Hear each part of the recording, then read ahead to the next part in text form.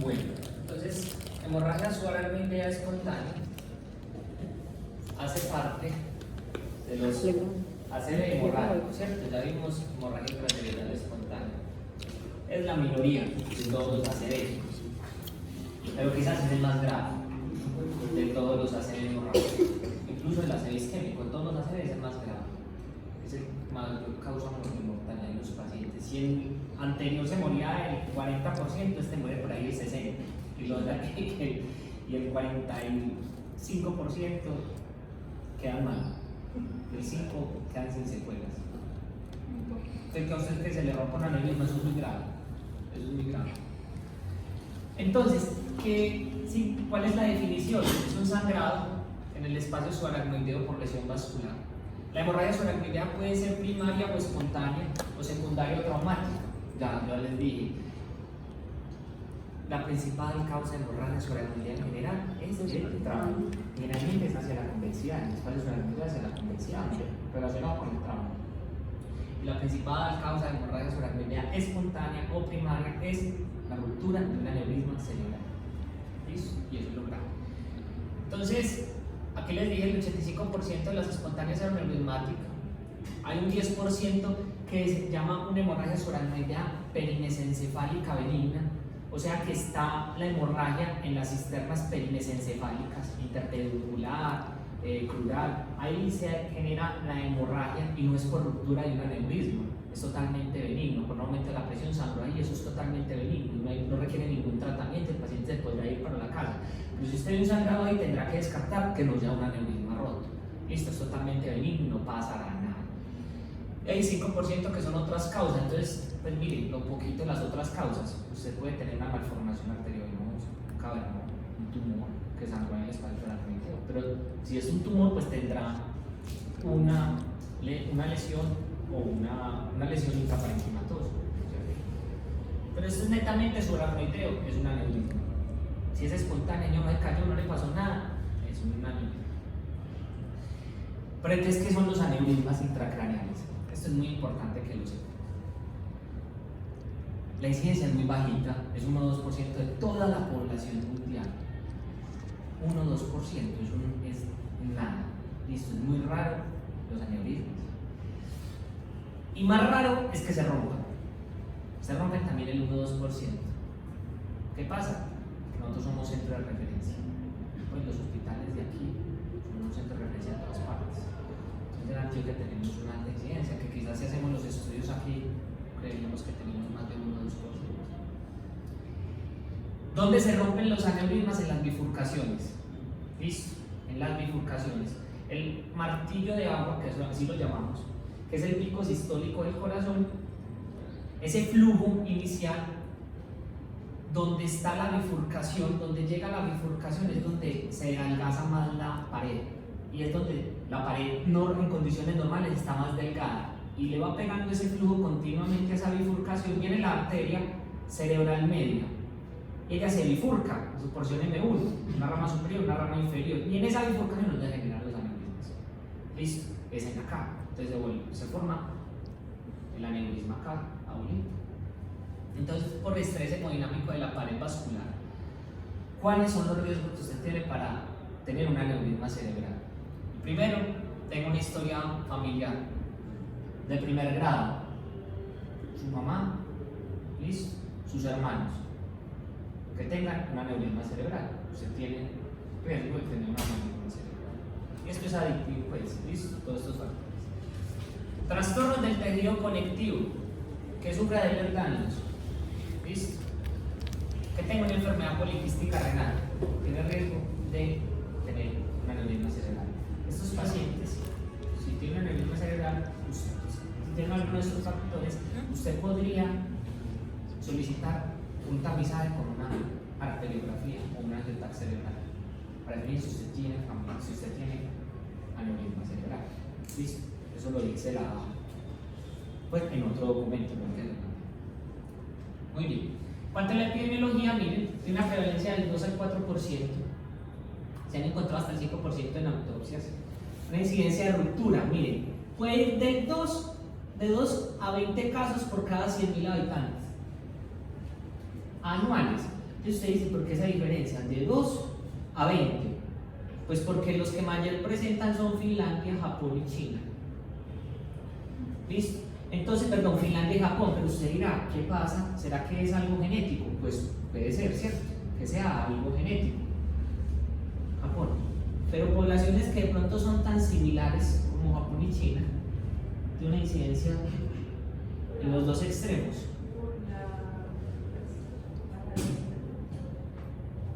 Eso no está estudiado y no es un factor de riesgo de aneurisma. Pero no se ha encontrado algún factor, algún gen que esté asociado a aneurismas. Ninguno.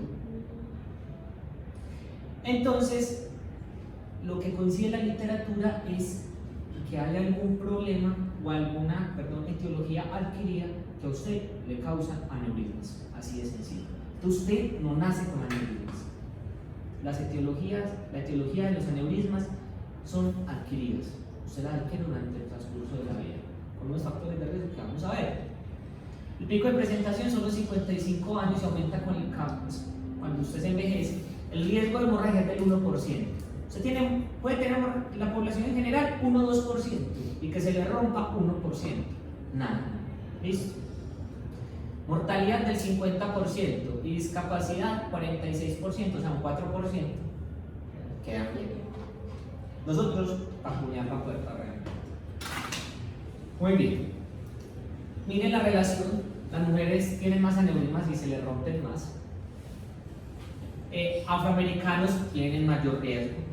25% mueren antes de recibir atención médica. Y miren, un médico tiene la posibilidad de atender una hemorragia subaracnoidea cada 7 años, que trabaja en policlínica, yo creo que 1 semanal. En el neurológico, 1 o 2 semanales. En el Pablo, 1 o 2 semanales. 20% de los pacientes con hemorragia subaracnoidea de origen aneurismático tendrán una primera arteriografía normal. ¿Cómo así? Sí. Cuando hay mucho sangrado se tapa el aneurisma. Cuando hay un hematoma se tapa el aneurisma y no se ve en la arteriografía. Por eso la guía AJA, la guía europea, recomienda, si usted sigue con la duda, volverla a repetir entre 1 y 3 semanas. Normalmente la hacemos a las 2 semanas. Repetir la arteriografía, es el que maneja la recomendación del aneurisma. Listo. Muy bien. La clasificación, yo creo que esto ya lo sabemos. Listo. Las cisternas hemisféricas, silvianas, supracelares, intraventricular, cuernos frontales, tercer ventrículo, la cisterna cuadrigeminal y al lado crural, ambiens, la cisterna crural. Listo. La cisterna crural va entre el uncus y el pedúnculo cerebral y la parte del puente, es este espacio. Entonces, miren un paciente con hemorragia subaracnoidea, miren acá como se ve denso en la tomografía, hay líquido y ahí aquí hay sangre, lleno de sangre, toda la cisterna supracelar, interventricular, crural, en el cuarto ventrículo hay sangre, los cuernos temporales de los ventrículos laterales están horizontalizándose y se están dilatando, está haciendo hidrocefalia. Es una hemorragia típica, esta imagen es típica de un aneurisma roto. Muy bien. Pues esto es carrete, esto ya lo vimos. Entonces, cuando usted ve una hemorragia subaracnoidea profunda, como la que vimos en la imagen, usted piensa en un aneurisma roto. Pero hay alguna, y cuando lo ve hacia la convexidad, lo primero que usted piensa, es en trauma hacia la convexidad. Pero si usted le dice es que no tiene trauma el paciente, pucha, pronto eso es un preso. Listo, se le subió la presión, rompió los vasos hacia la convexidad, pero eso no pasa nada. Manejar la presión es una emergencia hipertensiva con órgano o cerebro y no pasó nada más, ¿cierto? ¿Ves? Le controla la presión y no pasa nada. Pero usted está en la obligación de descartarle un aneurisma. Listo. Pero bueno, si hay otras, pues lo primero que usted dice, si tiene un sangrado supracelar, listo, es un aneurisma, pero puede haber malformaciones vasculares, disecciones arteriales, tumores que sangraron hacia el espacio supracelular, vasculitis que sangraron. Si usted solamente ve un sangrado a nivel perimesencefálico y las cisternas de la base, que ya vimos cuáles son las cisternas de la base y las perimesencefálicas, usted dice, eso es una hemorragia subaracnoidea, perimesencefálica y hepática, ¿cierto? Sin embargo, hasta un 5% puede haber ruptura, puede ser por una ruptura de un aneurisma vertebrovascular. Entonces, por eso usted siempre le tiene que hacer angiotoracografía a una hemorragia que esté a nivel perimesencefálico. Si se descarta, usted se queda con este diagnóstico que es totalmente benigno.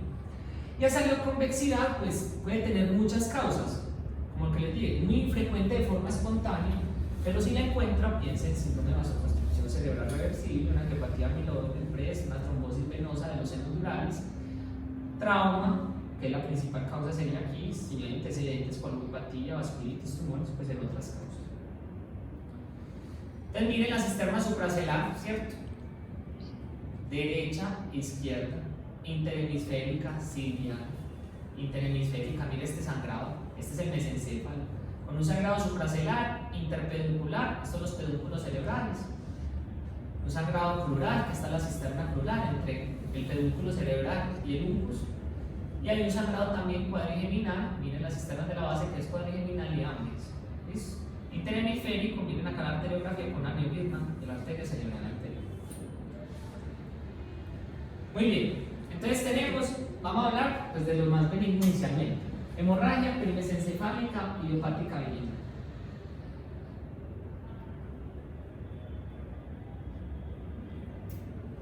Hace parte de los 15% de todas las hemorragias aracnoideas espontáneas, el menos fatal.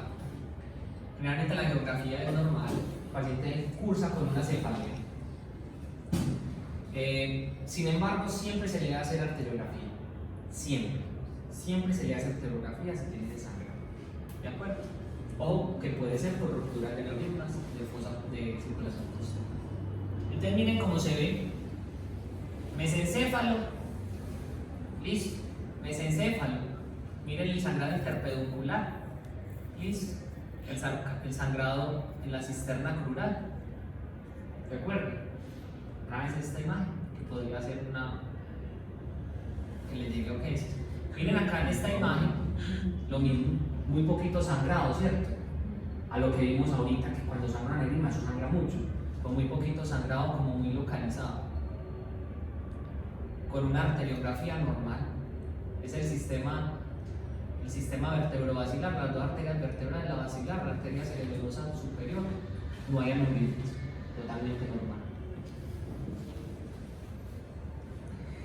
Hay otras cosas que puede simular como si usted tuviera una hemorragia subaracnoidea, que se pone hiperdenso en la tomografía. Usted dice, ay, pucha, no, eso es como sangre, se ve blanco, como los espacios subaracnoideos. Entonces usted tiene que mirar eso como es. Ojo, si usted ve eso como hiperdenso en ese espacio subaracnoideo, puede ser una meningitis. ¿Listo?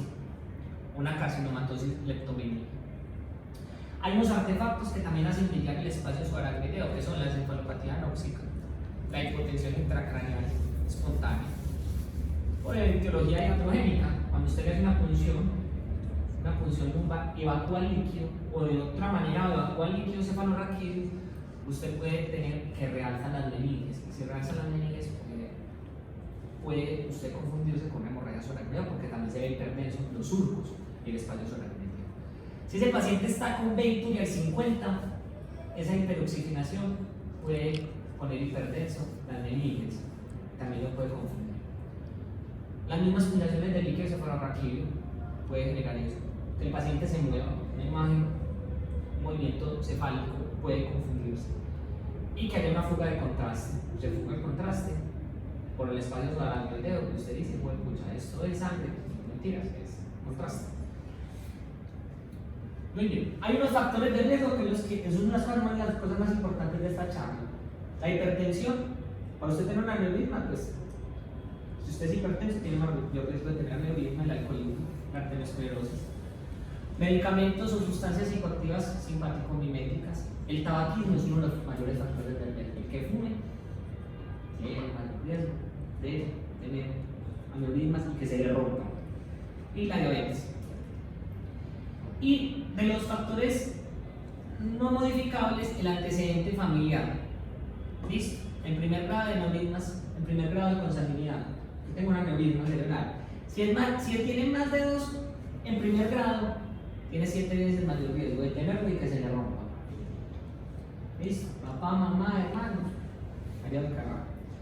Historia familiar y o personal de hemorragia subaracnoidea espontánea, pues tiene mayor riesgo. de tener hemorragia subaracnoidea, que ya no es de aneurisma, sino de que se le rompa un aneurisma. Enfermedades del colágeno tipo Ehlers-Danlos, displasia fibromuscular y enfermedad poliquística renal, autosómica dominante, es la tipo 5. Tiene mayor riesgo. Les interrumpo el Marfan, porque aunque es una enfermedad del colágeno, poliplastosis, hay unos artículos que lo ponen en duda. Listo.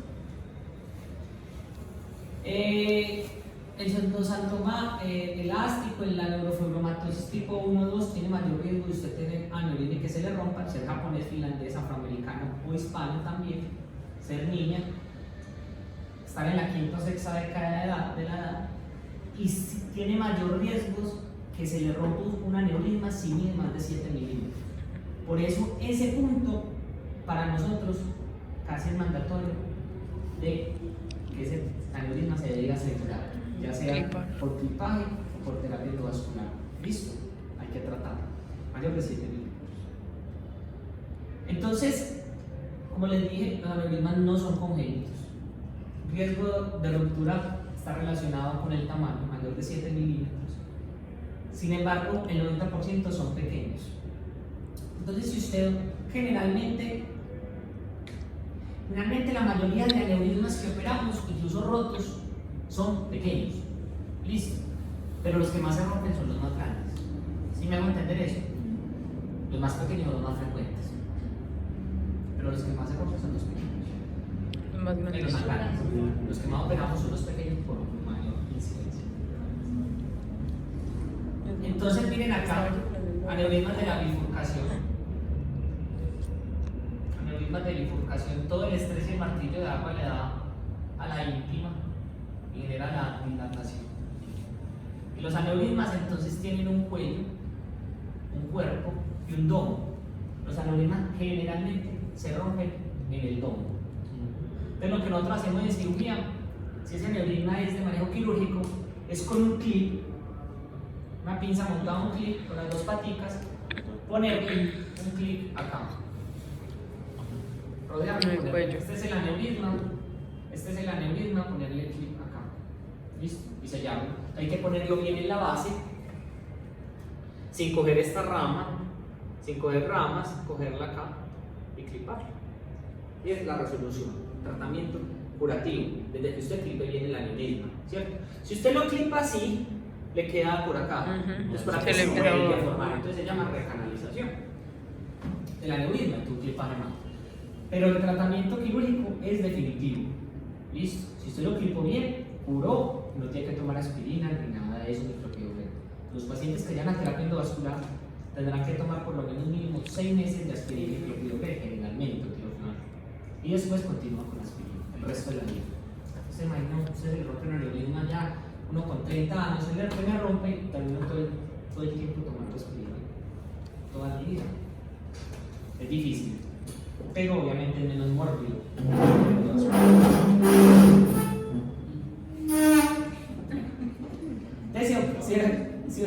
Se rompen las bifurcaciones.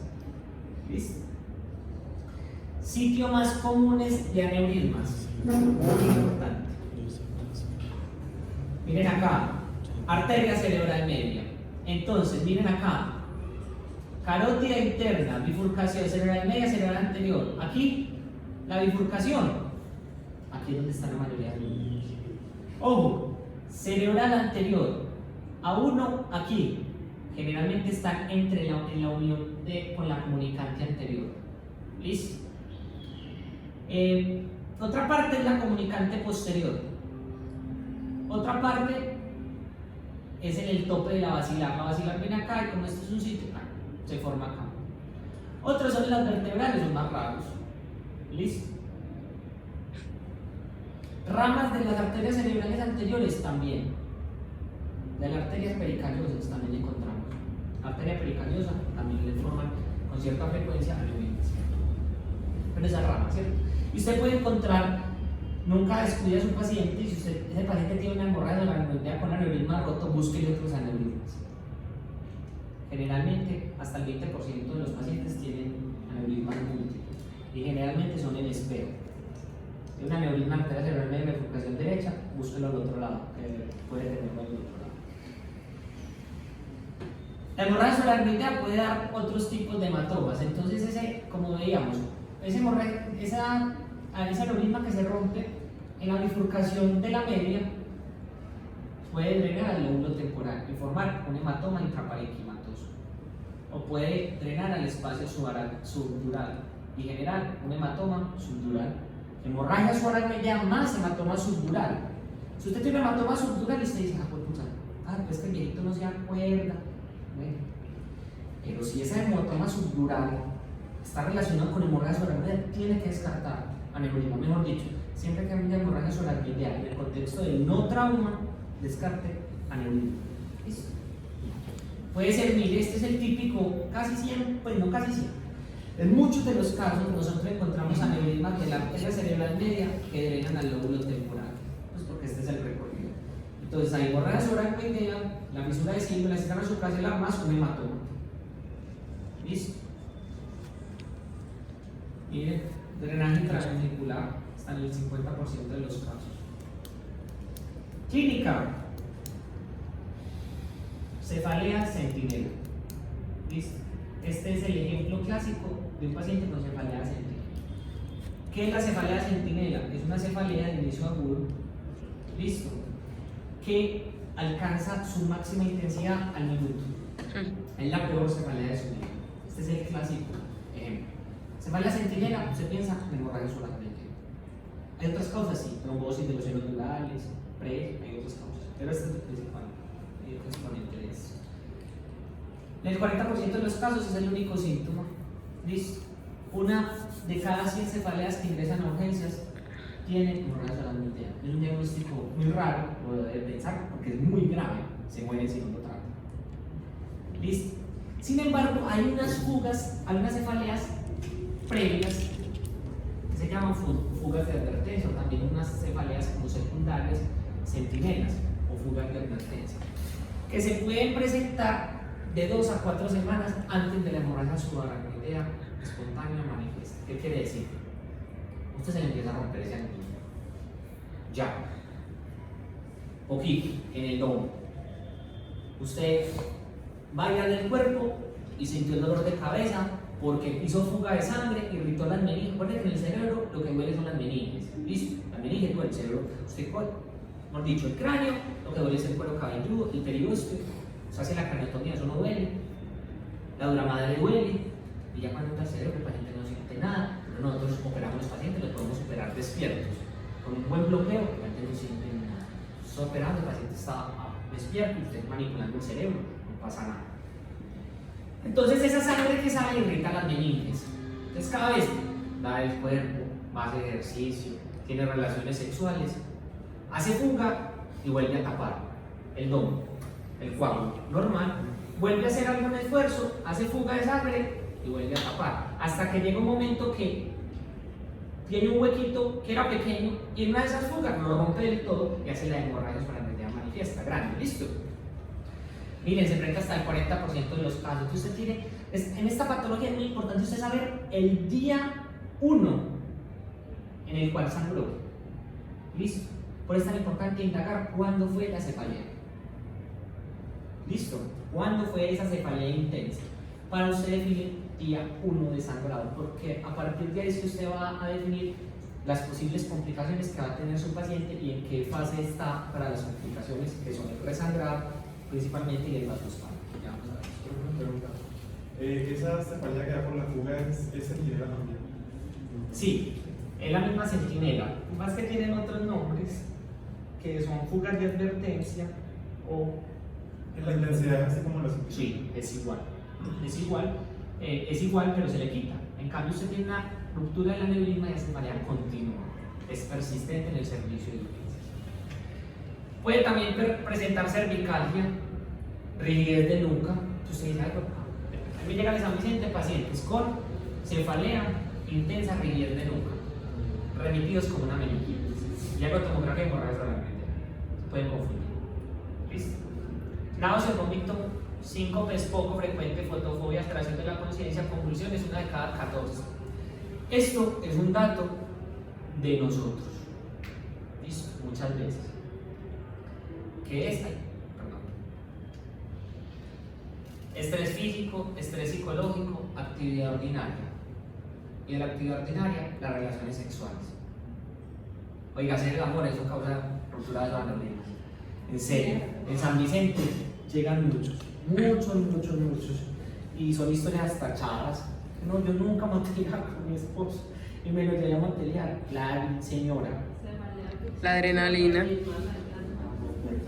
¿Usted dice, Ah. oiga, pero no, ¿sabe qué? Así, durante la relación sexual, pero no es tan infrecuente. Es muy frecuente durante la relación sexual. Por la O agitación. bañarse con agua fría. Yo me baño con agua fría. La mañana, Por eso. 4 de la mañana, agua fría. Ese señor cae al suelo. Muchas veces. Hemorragias orales en la fórmula. Agua fría. Yo no sé, Pero tiene ¿por que qué? ser relacionado con el estrés simpático mimético, o sea, esa descarga de energía. Pues puede ser también aquí en la concha, que está el nervio vago y normal. Todo lo que altere el sistema autónomo puede generar una alteración del flujo sanguíneo y tener una elevación de la presión arterial sistólica en ese momento y romperla. Bueno, entonces póngale atención a eso. Me baño con agua fría y No, pues porque complicado.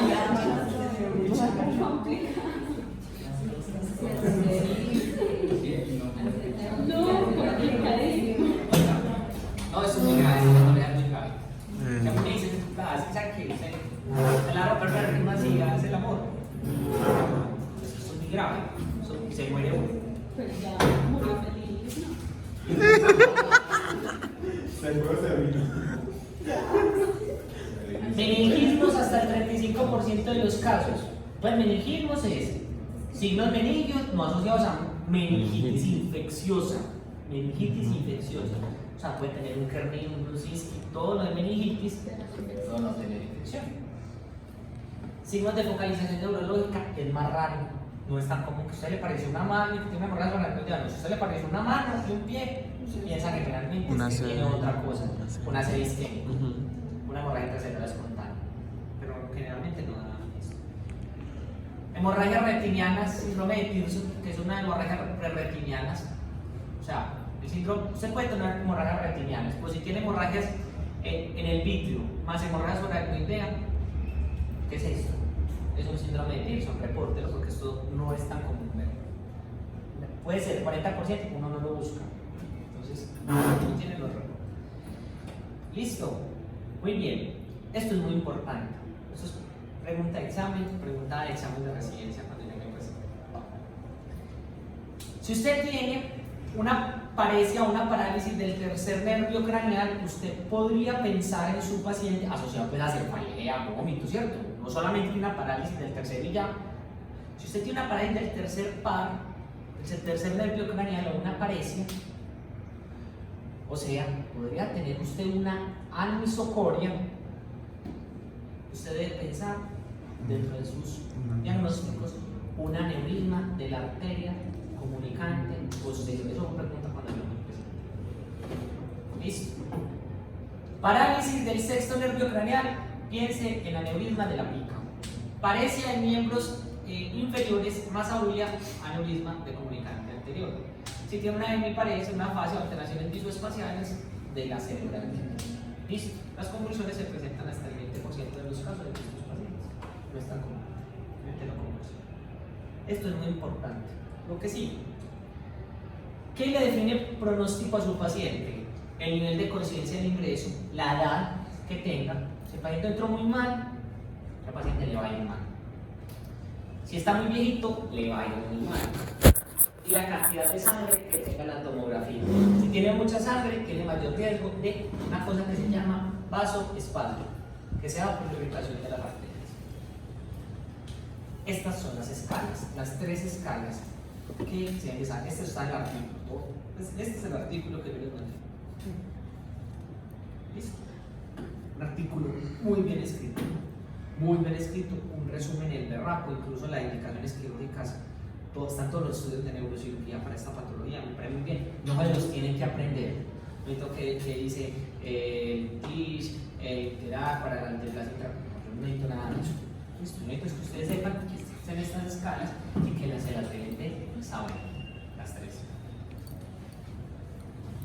Muy bien, entonces vean, hay una escala que son clínicas, que es Honey Hess y World Federation, WFMS.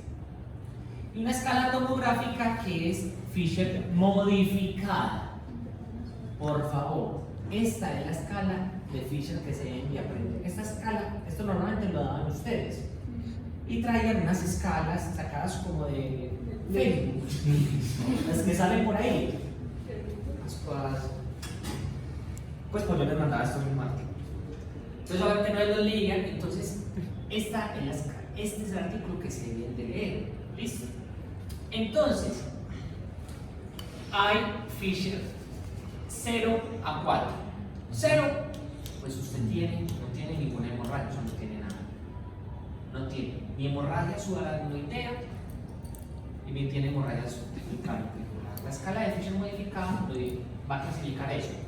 El sangrado subaracnoideo, si es delgado o es grueso, listo. Si es delgado o es grueso, y esa definición de delgado o es grueso es 1 milímetro en medición, vertical, perdón.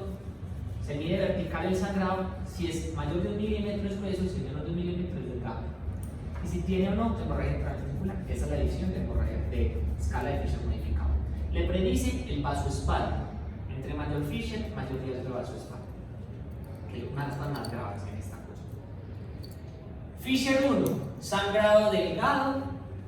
Listo.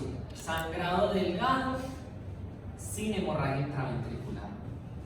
Fisher 2, sangrado delgado con hemorragia intraventricular. Fisher 3, sangrado grueso sin hemorragia intraventricular. Fisher 4, sangrado grueso con hemorragia intraventricular. Fácil, ¿sí o no? Fácil. Hay preguntas en el examen para clasificar eso. ¿Listo? Ya está hecho. Oiga, entonces la pregunta es, ¿sí? ¿Y ese sangrado usted dónde lo mide? ¿Dónde usted mide el sangrado? ¿En qué parte? Usted tiene muchas cisternas en el cerebro. ¿En qué cisternas mide ese sangrado? Por Dios, miren la diapositiva, está abajo. No hay nada. No puede ser. No, se tiene problema. No, si usted no Una más externa de la. Entonces, usted puede medir, usted la debe medir, buscar 10 cisternas. Listo, 10 cisternas. ¿Cuáles son esas 10 cisternas donde usted debe medir y mirar si mide o no? Perdón, si mide más o menos de 1 milímetro. ¿Cuáles son las 10? Interhemisférica, cuadrigeminal, supracelar, ambiens, que son 2, cisternas silvianas y las de la base. La cisterna silviana para ellos la van a dividir en algo que es así. En su inicio y al final, más distante, ¿cierto? Usted debe medir ese sangrado ahí. Si en todas esas cosas mide menor de 1 milímetro, usted ya sabe que es un Fisher modificado 1 o 2. ¿Listo? De acuerdo, esas son las 10 cisternas. Muy bien. Escalas clínicas. Profe, una preguntita. ¿Y si en una de esas llega a medir más de uno en una solita? No. Ya. Se considera eso.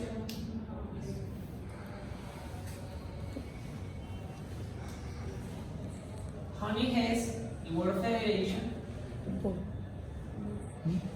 son de acuerdo a la clínica de este paciente. ¿De acuerdo? World Federation es según el Glasgow y el examen neurológico.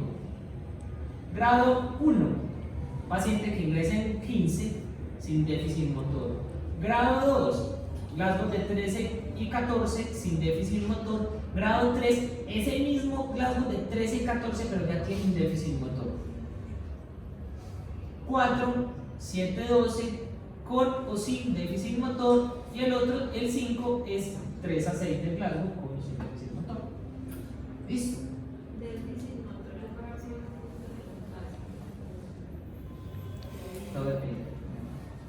glasgow no tiene nada que ver. Si tuviera que ver, no sería. En el glasgow no tiene nada que ver el déficit motor. Listo. Acuérdense que la pregunta que me hacían en el examen, pero ¿cómo así que está cuadripléjico? ¿Y Glasgow ¿Cómo qué? va a estar bien Glasgow de 15? Sí, claro, sí. Usted puede decirle, señor, entiende, mueva la cabeza para arriba, para abajo, mire hacia arriba, mire hacia abajo, lo que sea, está obedeciendo órdenes. Listo, aunque este no pueda mover, pero por la patología espinal cervical. Y miren acá, Onigese, listo. Grado 1 es un paciente pues, que está despierto, está alerta, no tiene déficit motor, tiene una cefalea leve y tiene una rigidez de nuca leve o nada. Es un paciente que está muy bien. Grado 2 es un paciente que está alerta, que tiene una cefalea ya moderada a severa, pues, de acuerdo a la escala análoga del dolor, ¿cierto? Usted ya se lo sabe. No tiene déficit motor, pero podría tener una paresia de un nervio craneal. Y eso no describe déficit motor. ¿Listo? Para esta escala. Puede tener una paresia del tercer nervio craneal y no te define un déficit motor. Una paresia del sexto nervio craneal y sigue siendo un grado 2. ¿De acuerdo? Déficit motor, una paresia de un miembro superior, un miembro inferior. Grado 3, confuso letárgico, con o sin déficit neurológico focal. 4, estuporoso, con un déficit neurológico severo. Y el paciente con un IGES de 5, comatoso, con un déficit, bueno, con posturas o no, pero está muy mal. ¿De acuerdo? Se la deben de saber.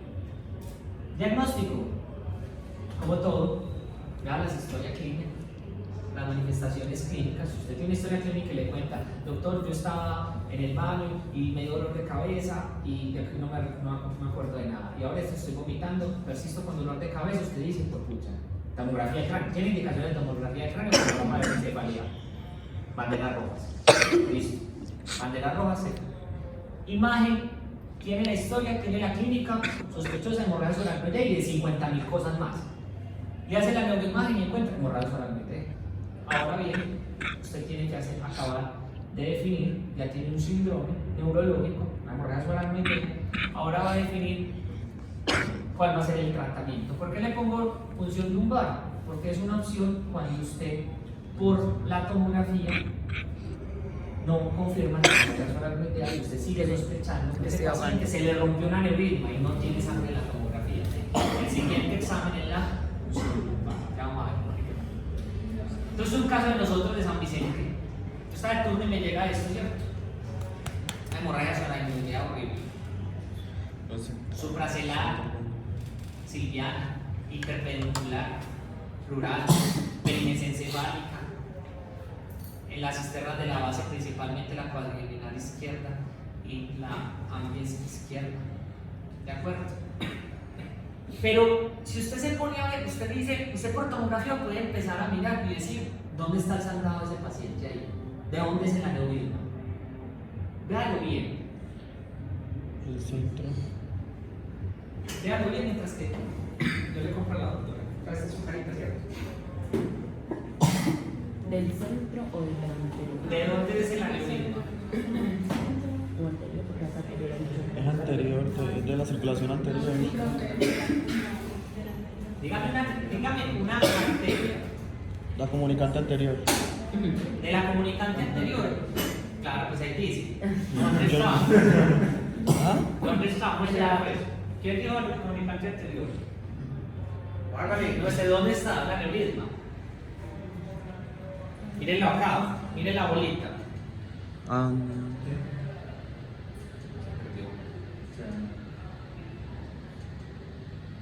Miren la bolita acá. ¿Listo?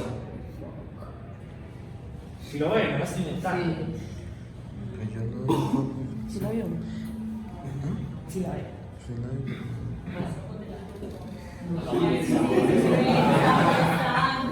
Esa literal no ve, presiega. No, sí se le está. Pues sí se ve, pues, ¿cierto? Ahí está. Y aquí está acá.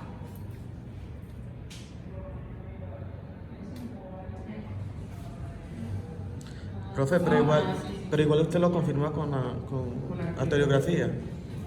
Porque ahí Yo le digo aneurisma comunicante anterior. Pero usted lo confirmaría.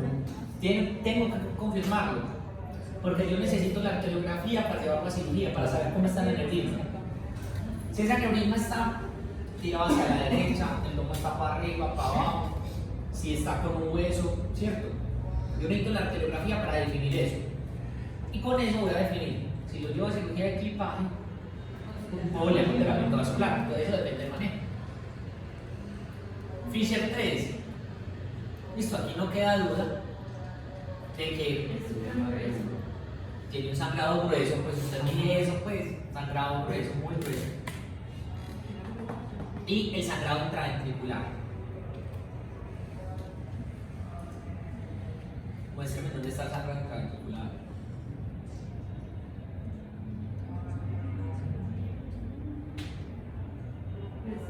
No hay.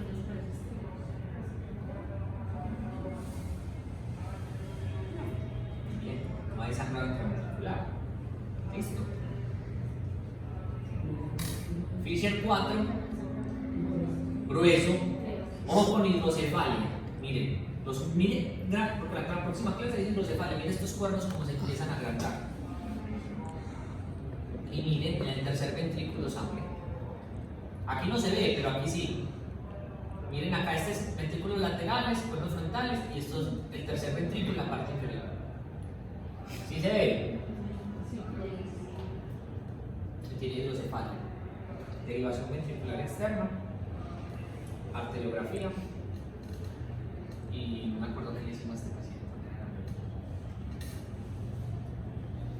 Bueno, entonces el TAC de cráneo simple es el primer estudio a ordenar en el servicio de urgencia, ¿cierto? Usted llega al cuerpo se para la tomografía de cráneo. La sangre se ve hipertensa, tiene una sensibilidad del 98% en las primeras 12 horas para ver sangre. O sea, si ese paciente le llega en las primeras 12 horas, doctor, 7 de la noche usted recibe el turno, hemorragia subaracnoidea. ¿Cuándo fue el dolor de cabeza? Y dice, no, fue a las 7 de la mañana, lleva 12 horas. Usted dice, si tiene sangrado, si esa cefalea es por hemorragia subaracnoidea, me tengo que ver el sangrado en la tomografía. Porque mire la sensibilidad que tiene en las primeras 12 horas. Cuando va pasando las horas, generalmente después del tercer al quinto día, esa sangre se va barriendo, se va barriendo, se va desapareciendo. ¿Listo? Por eso, en esos casos, usted sigue sospechando que es el abuso. Falsos negativos. Bueno, aquí dice, séptimo día, mire, cae con el paso del tiempo la sensibilidad. 95% ya a las 24 horas, y el 50% al séptimo día. Si usted sangró muy poquito, pues ya esa sangre se le barre. Pues esta sangre no se la va a barrer del todo al quinto día, ¿cierto? Pero si sangró muy poquito, sí. Como una de mariposa es lo que describen, ¿sí? Falsos negativos. Usted dice, no tiene hemorragia subaracnoidea. Pues si tiene poca sangre, si sangró muy poquito, se le rompió la muy poquito, pues no la puede encontrar. Si ya pasó varios días, o que usted tenga una anemia. Listo. No sangró casi. No tiene sangre, no va a sangrar. Entonces, piedra angular del diagnóstico. Si la TAC es negativa y usted sigue con la sospecha, pues si usted cefalea, vómito, todo, y usted sigue con le hace la tomografía y no tiene hemorragia subaracnoidea y usted sigue con la sospecha, es mandatorio hacerle la punción lumbar. No le puede hacer punción lumbar. Lo que pasa es que va a tener la presión intracraneal. ¿Por qué?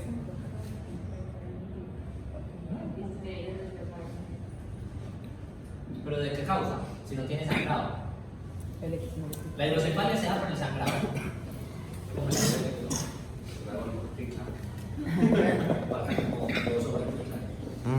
no me está, pero va. Sí, pues usted puede tener contraindicación, claro. Este paciente tiene un déficit neurológico, ¿cierto? Por ejemplo, mejor dicho, hay unas contraindicaciones de hacer punción lumbar. Listo. Por eso, cuando hay contraindicaciones de hacer punción lumbar, requiere una tomografía previa para hacer la punción lumbar. ¿De acuerdo? Entonces usted dice, ese paciente es VIH. cefalea, VIH, función lumbar, suena raro, ¿sí? Inmunosuprimido, generalmente fuera de eso. Déficit neurológico focal, no se la da sin una tomografía previa. Convulsionó, no le debe hacer ninguna convulsión a un paciente que convulsionó sin tomografía previa. Pero usted tiene ese paciente con una hemiparesia derecha y le hace una tomografía, porque eso es lo que dice la literatura, haga una tomografía. No tiene nada de efecto de masa, a ver, pues que tiene un déficit neurológico, a ver la función lumbar. Es que tiene hidrocefalia. Sí, claro, las hidrocefalias también tienen funciones. Que no sea de origen obstructivo. ¿Listo? Sería conclusión. Estoy acabado. Oh, listo. Entonces, usted con la tomografía define y le puede hacer una punción. Pues si usted encuentra sin sangrado, tiene que dar la punción, no habría ninguna contraindicación. A no ser que tenga un tumor, pues que tenga hemorragia sorácnida más tumor. Pues, le puede dar chance. ¿Sí? Punción lumbar. Sospecha de hemorragia sorácnida con tomografía normal. Listo. Ojo. Generalmente, cuando el paciente sangró 5 a 7 días después del inicio de los síntomas, la TAC va perdiendo sensibilidad. Ya vimos, 50% cae y al 7º día pues, caerá más. Entonces, lo que usted va a buscar es la xantocromía del líquido cefalorraquídeo. Eso es lo que usted busca cuando le hace la punción. A las 12 horas del inicio de esa clínica, el 100% de los pacientes con hemorragia sorácnida tienen xantocromía en el líquido. Pone amarillo por los productos de degradación de la hemoglobina. ¿Listo?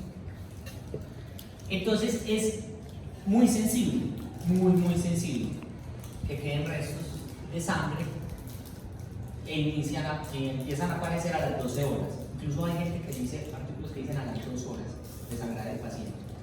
Usted puede tener, doctor, mucho dolor de cabeza ya, le voy a poner el otro ejemplo.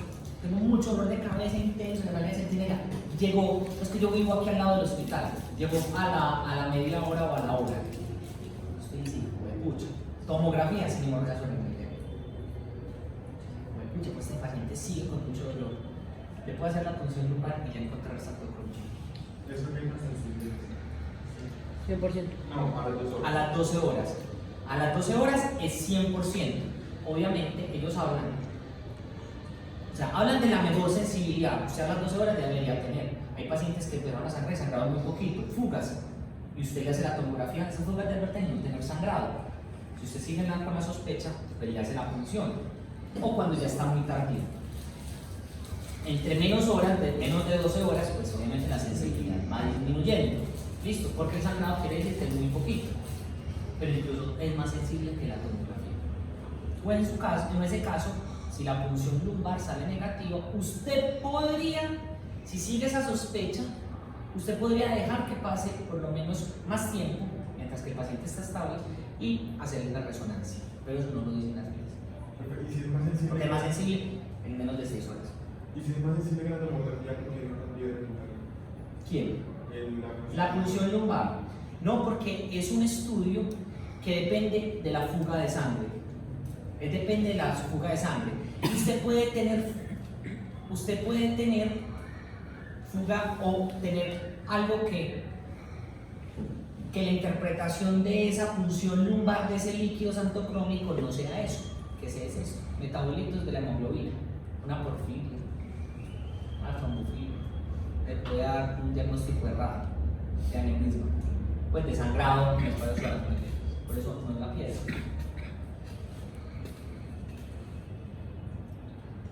Entonces, usted, la xantocromía, usted la mide como, ¿han visto que hace una tirilla de orina? Yo de rato no veo eso, yo no me acuerdo ni cómo pronunciar eso.